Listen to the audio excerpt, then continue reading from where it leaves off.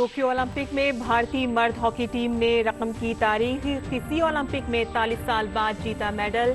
Germany को 5-4 से शिकस्त देकर जीता कांसे का तमगा। पूरे मुल्क में जोश की लहर।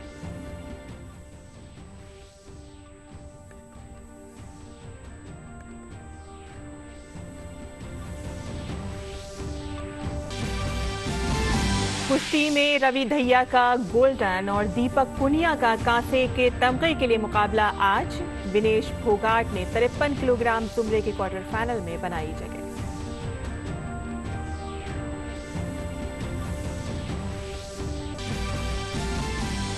वजीर-ए-आज़म नरेंद्र मोदी आज उत्तर प्रदेश में प्रधानमंत्री गरीब कल्याण अन्न योजना के मुस्तफिदीन से करेंगे बातचीत। उत्तर प्रदेश में आज मनाया जा रहा है प्रधानमंत्री गरीब कल्याण योजना का दिन।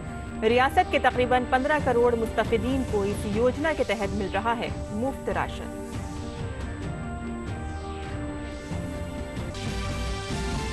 मणिपुर में बढ़ते मामलों के मद्देनजर कोविड लड़ाई में मदद के लिए मरकज ने मल्टी डिसिप्लिनरी टीम की तैनात।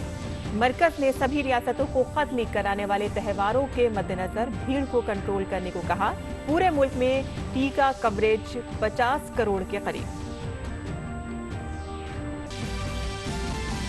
मध्य प्रदेश में भारी बारिश और सैलाब का कहर। वजीर आला ने मुतासरा इलाकों का किया हवाई सर्वे। साथ ही राहत और बचाव कामों का लिया जायजा।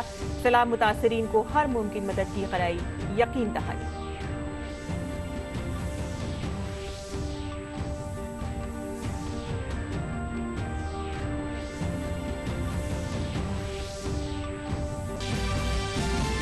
आत्मनिर्भर भारत और मेक इन इंडिया के तहत तैयार हुए मुल्क के पहले तैयारा बरदार जंगी बेड़े विक्रांत तजर्बे के लिए समंदर में उतरा। भारतीय बहरिया और कोचिन शिपयार्ड लिमिटेड को इस तारीखी हुसूलियाबी पर वजीर-ए-आज़म नरेंद्र मोदी ने पेश की मुबारकबाद। मेक इन इंडिया की बताया बेहतरीन मिसाल।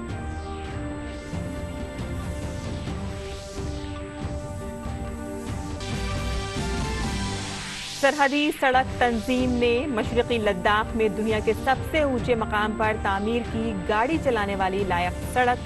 समंदर से 19,300 फीट ऊंची ये सड़क मशरकी लद्दाख के ओमलिंगा दर्रे के पास है वाक़। भारत ने बोलीविया का तोड़ा रिकॉर्ड।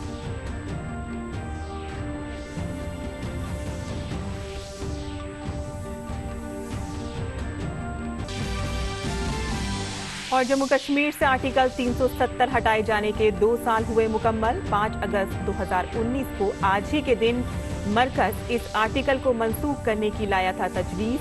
दीगर रियासतों व मरकज के ज़ेर इंतजाम इलाकों की तरह ही जम्मू कश्मीर में भारत के आईन को अमल में लाने की राह हुई थी मजबूत।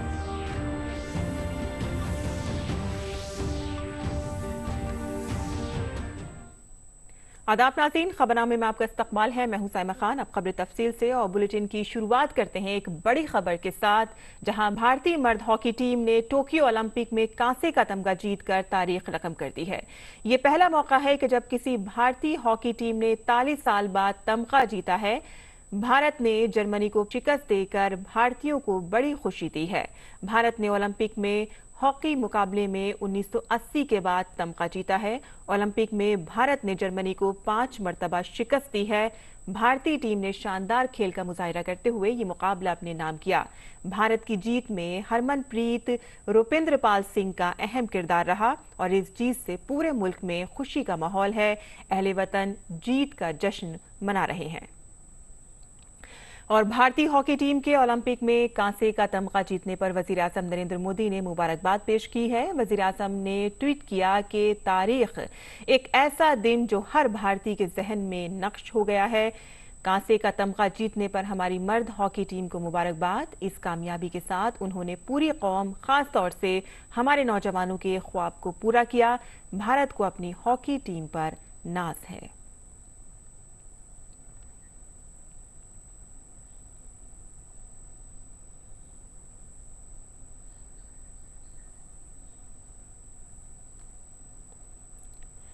और टोक्यो ओलंपिक में भारतीय हॉकी टीम के मुल्क में मेडल लाने पर खुशी का माहौल इस वक्त चारों तरफ देखने को मिल रहा है।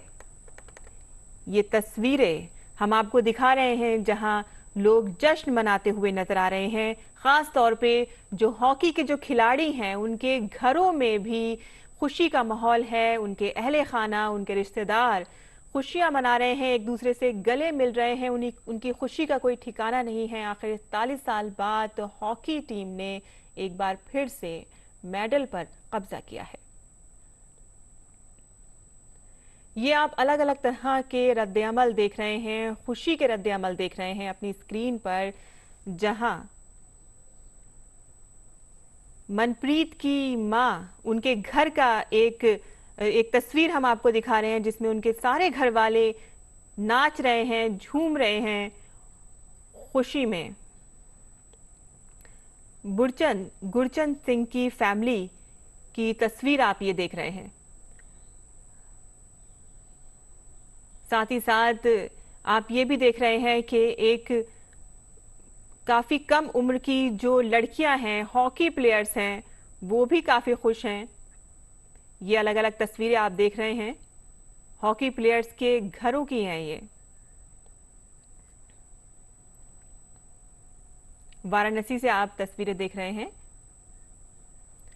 ललित कुमार प्लेयर हैं हॉकी के, जिनके घर की आप तस्वीरें देख रहे हैं। उनके घर वाले कितने खुश हैं।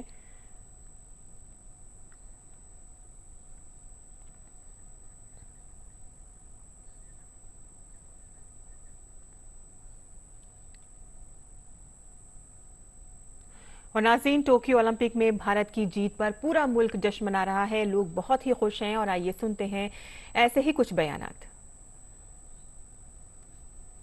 हम लोग यही इंतजार कर रहे थे कब इंडिया जीते। बस भगवान सही बना तो लिख लोग के मेडल मिल जाए, जीत जाए, लोगन जीत जाए, बस बहुत खुशी है। कोई अंत है खुशी का ना हम लोग बखान कर सके। ये बहुत ज़रूरी था इंडिया के लिए जीतना, क्योंकि इतने साल से कोई मेडल था नहीं। तो ये कमबैक है इंडिया का हॉकी में ओलंपिक स्टेज पे, and really we are very proud of that. ਸਾਨੂੰ ਬਹੁਤ ਖੁਸ਼ੀ ਹੈ ਕਿ ਅੱਜ ਦਾ ਮੈਚ ਜਿਹੜਾ ਸਾਡੇ ਬੱਚੇ ਨੇ ਜਿੱਤ ਲਿਆ ਔਰ ਪੰਜਾਬ ਦਾ ਔਰ ਇੰਡੀਆ ਦਾ ਨਾਮ ਜਿਹੜਾ ਇਹਨਾਂ ਨੇ ਰੋਸ਼ਨ ਕੀਤਾ ਇਸ ਟੀਮ ਨੇ। ਸਾਡੇ ਮਨ ਨੂੰ ਬੜੀ ਖੁਸ਼ੀ ਆ ਜੀ। ਆ ਵੇਖੋ ਤਿੰਨ ਅਸੀਂ ਤਿਰੰਗੇ ਝੰਡੇ ਫੜੇ ਹੈਗੇ। ਇਸ ਤੋਂ ਵੱਧ ਖੁਸ਼ੀ ਹੋਰ ਕਿਹੜੀ ਹੋ ਸਕਦੀ ਹੈਗੀ। ਇਹ ਸਾਡੇ ਵਾਸਤੇ ਬ੍ਰੌਨ ਮੈਡਲ ਨਹੀਂ, ਇਹ ਸਾਡੇ ਵਾਸਤੇ 골ਡ ਮੈਡਲ ਹੈਗਾ। ਇਹਨੇ 40-45 ਸਾਲ ਬਾਅਦ ਇੰਡੀਆ ਟੀਮ ਨੇ ਨੂੰ ਬ੍ਰੌਨ ਮੈਡਲ ਮਿਲਿਆ ਹੈਗਾ। ਸਾਡੇ ਮਨ ਨੂੰ ਇਸ ਤੋਂ ਵੱਧ ਖੁਸ਼ੀ ਹੋਰ ਕਿਹੜੀ ਹੋ ਸਕਦੀ ਹੈਗੀ। ਸਾਡੇ ਬੱਚੇ ਜੀਨ ਜਾਨ ਲਾ ਕੇ ਖੇਡੇ ਹੈਗੇ। ये एक उदाहरण के तौर पर रखा जाएगा वर्ल्ड हिस्ट्री में, हॉकी की हिस्ट्री में। ये मैच ऐसा खेला गया है इस ब्रॉन्ज मेडल को, जो मैंने 20-30 सालों के अंदर ऐसा मैच नहीं देखा है। ये मैच एक एग्जाम्पलरी पेश करेगा, जहाँ पर जो भी कोचिंग सेंटर्स हैं और दुनिया भर की, वो इस मैच को दिखाएंगी, ऐसा मेरा मानना है। क्योंकि मैच हाई पिच के ऊपर खेला गया है, high quality of the match, super हर खिलाड़ी का इसके अंदर रोल अहम रहा है। तो ये एक ऐसी उपलब्धि भारत को मिली जो बरसों बाद हम लोग इसको हासिल करने के लिए कार्यरत थे, प्रयासरत थे। और सबसे बढ़कर इस बार जो सरकार ने अपना इंटरेस्ट दिखाया, मोदी साहब ने जो अपना इंटरेस्ट दिखाया, वो एक सबसे बड़ी हमारे लिए, देश के लिए चीज़ बनी है। और उसका असर आज मैच में देखने को मिला है। आज मेरी जिंदगी का बहुत बड़ा दिन है। आज मेरी जिंदगी, मेरी उम्र जेड़ी वो सवार हो गई। आज मेरे बच्चियां ने जित के मेरी झोली च जित पाई है। आज मैं दुनिया के ऊपर, मेरी 60 साल की उम्र, आज मेरी 120 साल की उम्र हो गई, या मेरे बच्चे जित के घर आउणगे। और सदर जमहूरिया ने ओलंपिक में मर्दों की हॉकी टीम के कांसे का तमगा जीतने पर मुबारकबाद पेश की है। सदर जमहूरिया ने ट्वीट करके कहा कि 41 बरस बाद ओलंपिक में तमगा जीतने पर हमारे मर्दों की हॉकी टीम को मुबारकबाद। टीम ने गैर मामूली महारत, लचक और जीत का अज़्म जाहिर किया। ये तारीखी जीत हॉकी में एक दौर का आगाज करेगी और नौजवानों को खेल में हिस्सा लेने और बेहतरीन कारकर्दगी का मुजाहिरा करने की तरगीब देगी। दूसरे खेलों पर भी नजर डालें तो आलमी नंबर 1 खातून पहलवान विनेश फोगाट ने टोक्यो ओलंपिक के 53 किलो वजन जुमरे के क्वार्टर फाइनल में जगह बना ली है। आज खेले गए मुकाबले में उन्होंने स्वीडन की पहलवान सोफिया मैटसन को 7-1 से शिकस्त दी।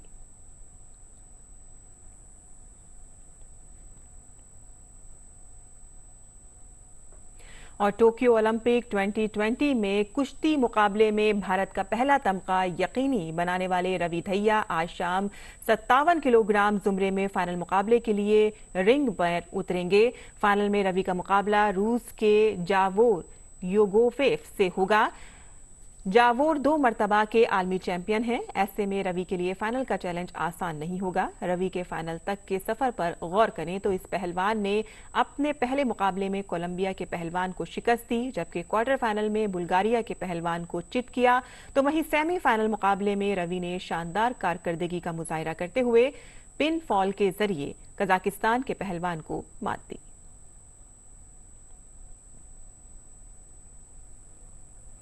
पहलवान दीपक पुनिया आज 86 किलोग्राम जुमरे के कुश्ती मुकाबले में कांसे के लिए मैदान में उतरेंगे। वैसे दीपक का सेमीफाइनल में मुजाहिरा अच्छा नहीं रहा और वो अपने हरीफ पहलवान अमेरिका के डेविड टेलर से एक तरफा मुकाबले में हार गए थे।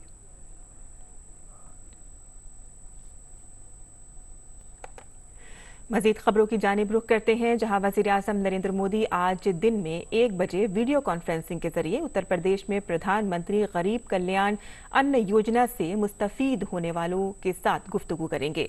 उत्तर प्रदेश आज प्रधानमंत्री गरीब कल्याण योजना दिन के तौर पर मना रहा है।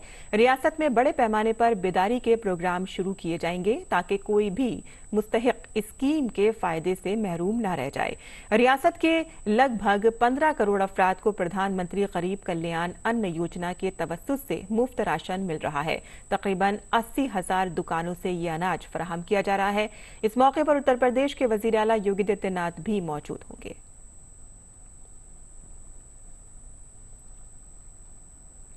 प्रधानमंत्री गरीब कल्याण योजना कोरोना बहरान में गरीब और मजदूर तबके के लिए गनीमत साबित हुई है।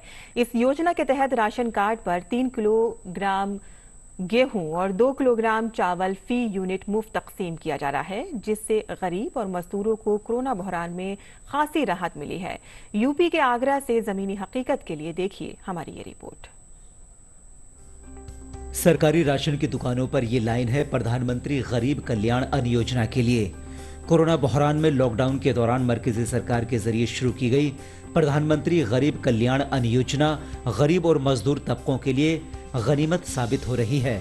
सही में राशन मिल रहा है और सबके वहाँ से लग रहे हैं और मोदी जी ने अच्छी मोदी जी इसमें सही तरह से हम लोगों को राशन मिल रहा है और मिलता ही रहेगा। मोदी जी की जो योजना चल रही है यहाँ पर, जो 6 महीने की योजना चली है और उसके जो फ्री राशन बांटा जा रहा है, इसका यहाँ पर टाइम टेबल से सभी को मिल रहा है।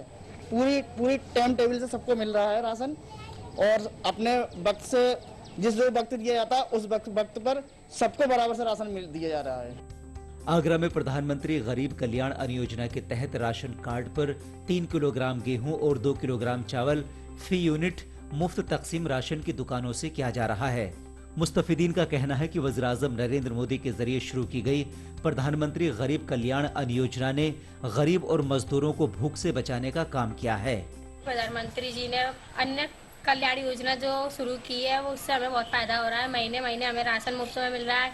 1 यूनिट पे 3 किलो गेहूँ 2 किलो चावल मिल रहे हैं, जिससे हमें बहुत फायदा हो रहा है। प्रधानमंत्री जी ने जो कोरोना काल से लोगों के लिए गरीब अन्न कल्याण योजना जो शुरू की है उससे हमें काफी फायदा मिल रहा है। हमें समय समय में राशन मुफ्त मिल रहा है। प्रधानमंत्री गरीब अन्न कल्याण योजना जो चली है इससे हमें काफी लाभ हो रहा है और हम जो है इसका समय समय पर आकर राशन भी ले रहे हैं और फ्री में राशन मिल रहा है हमें। और हम प्रधानमंत्री मोदी जी को इसके लिए धन्यवाद देना चाहेंगे कि ये जो गरीब कल्याण योजना चला रहे हैं ये बहुत ही अच्छी है। कोरोना बहरान में गरीब और मजदूर तबके की परेशानियां भी बढ़ गई थीं। कई गरीब कुनबों के सामने 2 वक्त की रोटी का बहरान आ खड़ा हुआ था, लेकिन प्रधानमंत्री गरीब कल्याण अन्न योजना ने उन्हें इस बहरान से निजात दिलाई है। जमीनी हकीकत के लिए आगरा से सज्जन सागर की रिपोर्ट, डीडी न्यूज उर्दू खबरें। कबायली उमूर के वजीर अर्जुन मुंडा आज मॉनसून सेशन के 13वें दिन राज्यसभा में बहस और मंजूरी के लिए आइन शेड्यूल्ड ट्राइब्स ऑर्डर तरमीमी बिल 2021 पेश करेंगे। इसके अलावा वजीर माहौलियात भूपेंद्र यादव कौमी राजधानी खित्ता और मुल्हका इलाकों में air quality management commission bill 2021 पेश करेंगे। वजीर दिफा राजनाथ सिंह लाजमी दिफाई खिदमात बिल 2021 को बहस और मंजूरी के लिए पेश करेंगे। ये बिल हाल ही में लोकसभा से मंजूर हुआ है। इसके अलावा वजीर ममलिकत बराए खजाना Pankaj Chaudhary appropriation number 4 bill 2021 को वापस लेने की करारदाद पेश करेंगे।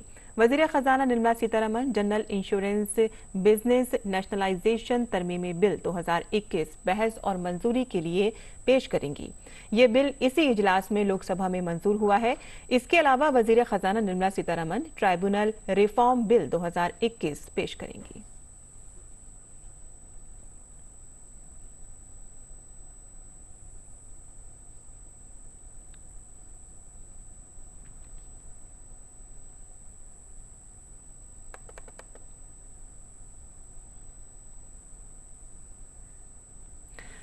वजीर तालीम धर्मेंद्र प्रधान आज लोकसभा में सेंट्रल यूनिवर्सिटीज तरमीमी बिल 2021 पेश करेंगे।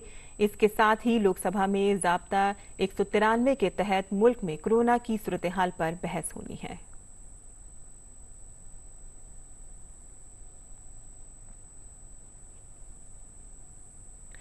शुमाल मशरकी रियासतों में कोरोना के बढ़ते मामलों के पेश नज़र मरकज ने मणिपुर में कसीर सतही डिसिप्लिनरी टीम तैनात की है। ये मरकजी टीम रियासत में कोरोना के खिलाफ की जाने वाली कोशिशों का जायजा लेगी और कोरोना के इंतजाम के लिए तजावीज़ देगी। गुज़िश्ता चंद हफ्तों में मणिपुर के कई हिस्सों में कोरोना के मामलों में इजाफा हुआ है। ये मामले तादाद में कम हैं, लेकिन इन्फेक्शन की बढ़ती हुई शरह खतरे का इशारा कर रही है। इस दौरान मणिपुर के वजीर आला एन बीरेन सिंह ने वजीर आज़म नरेंद्र मोदी से मुलाकात की।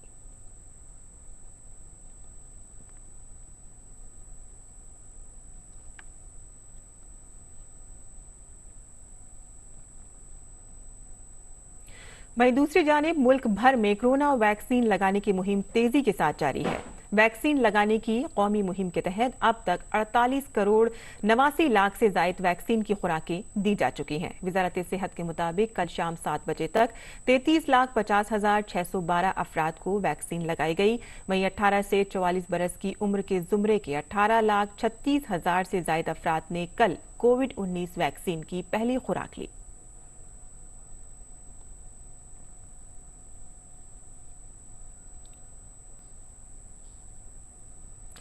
आत्मनिर्भर भारत व मेक इन इंडिया के तहत तैयार हुए मुल्क के पहले तैयारा बरदार बहरी जहाज विक्रांत का समंदरी तजर्बा बुध के रोज से शुरू हो गया। इस तजर्बे के लिए समंदर में उतारा गया है। जुलाई में इसका साहिली तजर्बा कामयाब रहा था। उम्मीद के मुताबिक ये तजर्बा भी कामयाब रहे तो विक्रांत 2022 में बहरी फौज की ताकत और बढ़ा देगा। इस पर वजीर आज़म नरेंद्र मोदी ने ट्वीट करके कहा है कि भारतीय बहरी फौज के जरिए डिजाइन किए गए और कोचिन शिपयार्ड लिमिटेड के जरिए तामीर देसी एयरक्राफ्ट कैरियर विक्रांत ने आज अपना पहला समंदरी तजर्बा शुरू किया। ये मेक इन इंडिया का बेहतरीन नमूना है। भारतीय बहरिया फौज और कोचिन शिपयार्ड लिमिटेड को इस तारीखी हुसूलियाबी पर मुबारकबाद।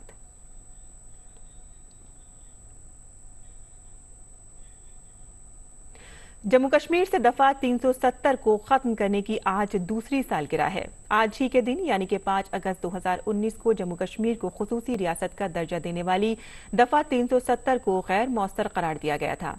मरकजी हुकूमत ने जम्मू कश्मीर को 2 मरकज के जेर इंतजाम इलाकों जम्मू कश्मीर और लद्दाख में तकसीम करने का ऐलान किया था।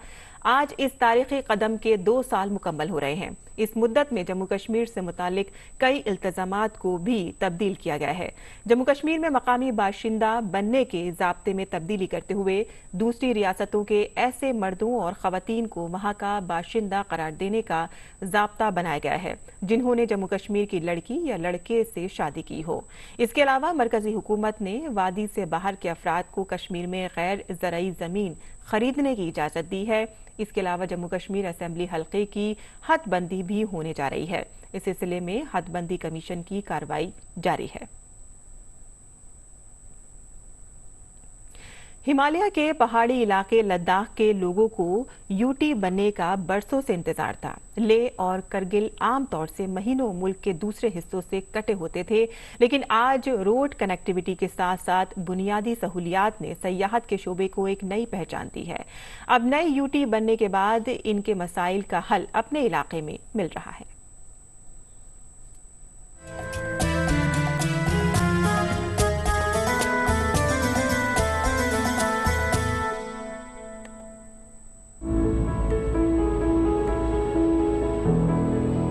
यूनियन टेरिटरी का दर्जा मिलने के बाद लद्दाख के दरवाजे नई सनतों और सरमायाकारी के लिए तो खुले ही हैं, पहले से मौजूद सियाहती सनत को भी इससे फायदा पहुंचा है। सियाहती सनत से जुड़े लोग इस बात से खुश हैं कि अब उन्हें हर छोटे बड़े सरकारी काम के लिए लद्दाख से कई सौ किलोमीटर दूर श्रीनगर नहीं जाना पड़ता है।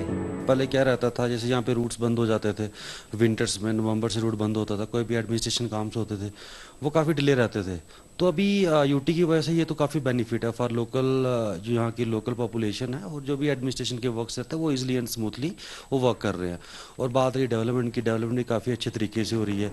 सयाहों की बढ़ती तादाद से टूर एंड ट्रेवल और होटल सनत को तो सीधा फायदा मिला ही है, इलाके के आम ताजिरों की कमाई में भी इजाफा हुआ है।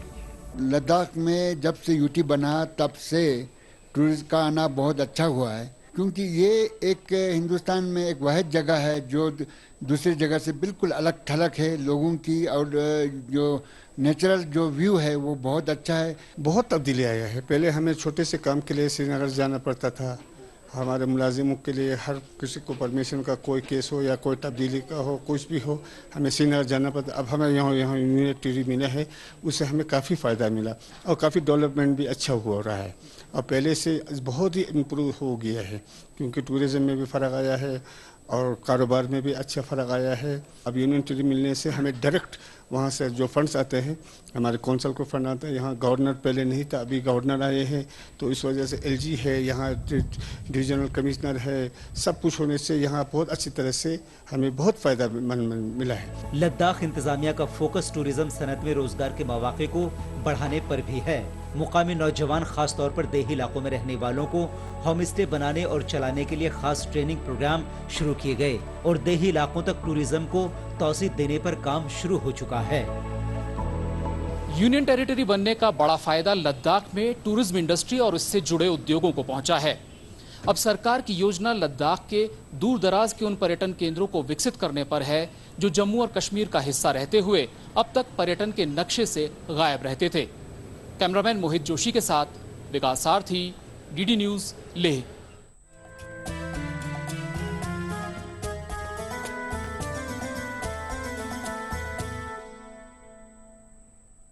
और अब पेश है दिल्ली से शाये उर्दू अखबारात का मुख्तसर जायजा।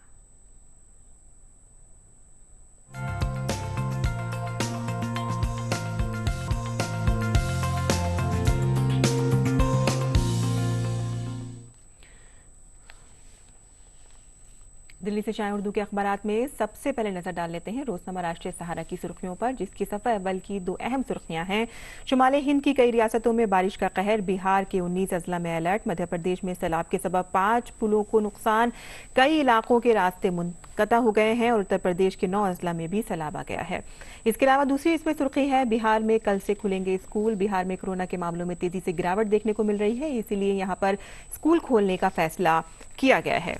इसके अलावा जो खबर इसमें शाया हुई है वो बैनुल अक़वामी सफ़े से है, जिसमें सऊदीया का चीनी वैक्सीन लगवाने वालों को मुल्क में दाखिल होने की मशरूत इजाज़त मिल गई है। बता दें आपको कि सऊदी अरब ने चीनी वैक्सीन लगवाने वाले मुसाफिरों के लिए मुल्क में दाखिल होने की पाबंदी को अब ख़त्म कर दिया है, लेकिन ताहम उन्होंने कहा है कि अमेरिका या बरतानवी वैक्सीन की एक डोज लगवाना ज़रूरी होगा। और अब नजर डाल लेते हैं रोजनामा इनकलाब की सुर्खियों पर, जिसके आलमी सफ़े की एक सुर्खी हमने यहाँ पे ली है, जहाँ अफगान फौज और तालिबान के माबैन शदीद झड़पें अभी भी जारी हैं। और इसके बाद हमने खेल के सफ़े पर यहाँ पर कई सुर्खियाँ ली हैं, जिसमें आपको बता दें कि टोक्यो ओलंपिक से जुड़ी हुई खबरें हैं, जहाँ हिंदुस्तानी खातून हॉकी टीम ने हार कर भी करोड़ों आवाम के दिल जीतने में कामयाबी हासिल की है। वहीं दूसरी जानिब हिंदुस्तानी हॉकी टीम से ये हमने पहले की खबर ली थी, लेकिन इसके बाद की जो सुर्खी है वो अब आपको बता दें कि हिंदुस्तानी हॉकी टीम ने ब्रॉन्ज मेडल पर कब्जा कर लिया है। वहीं एक और खबर है जहां पहलवान रवि की चांदी अब सोने पर नजर है उनकी। ये हिंदुस्तानी हॉकी टीम से जुड़ी हुई खबर है, जहां एक अच्छी खबर सुनने को मिली है और ये तारीखी लम्हा इस वक्त हिंदुस्तानी हॉकी टीम की तरफ से आया है, जहां उन्होंने हमको ब्रॉन्ज मेडल दिलवाया है। इसके जी पहलवान रवि की चांदी अब सोने पर नजर। तो ये थी आज उर्दू अखबारात की सुर्खियां जो हमने आपके लिए चुनी थी, और इसी के साथ ही हमारा खबरनामा यही ख़त्म पसीर होता है। हमारी पूरी टीम को दें इजाज़त। आदाब।